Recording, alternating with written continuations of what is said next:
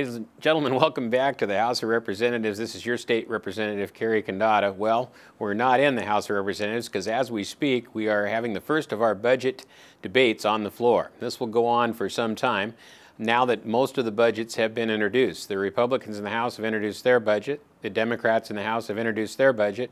And what was supposed to be a bipartisan budget to come out of the Senate came out as a Democrat budget.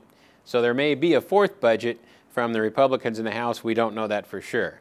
What we do know for sure is that both the Democrat budgets that have been shown use some, well, let's say gimmicks to get out of a tough budget situation.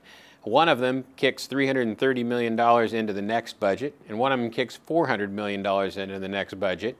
And the Senate actually only leaves an ending balance of $300 and some million versus $600 million in the House side. Now, why is that important?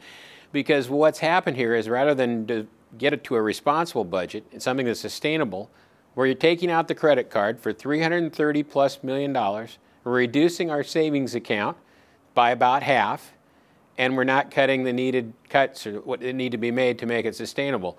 Folks, if in your own budget at home, if you did this, you'd run into the same problem at the end of the road. You're going to be out of money, and you're going to, it's just delaying the inevitable.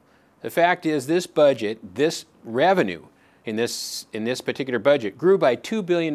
We have $2 billion, which is 7% more than we had last time, and yet we can't make that work. We still have to have more.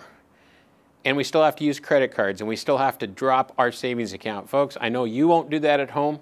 Most businesses don't do that, but in government, it's what they do. And as you've seen, the federal level is even worse. So hopefully, when it's all negotiated, maybe it'll be a little better, but it sure doesn't look good when both sides agree they can use credit cards and savings accounts rather than make the hard, tough decisions and a sustainable budget. One other area I know you're interested in, the Discover Pass is a big thing in our area. There was a bill passed today that does a little bit of adjustments in terms of being able to share between vehicles, but it also adds additional costs and additional options that will make this program even more unpopular.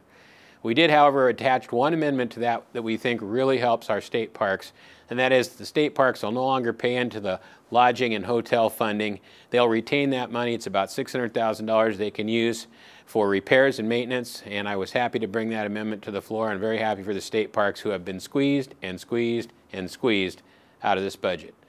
We're also waiting to pass the bill on the Wenatchee Arena, which has still not gotten out of the House and is now caught up in the budget negotiations. We can only hope that somehow it pops out and gets to the governor's desk so that we can begin to resolve a serious financial situation in our area.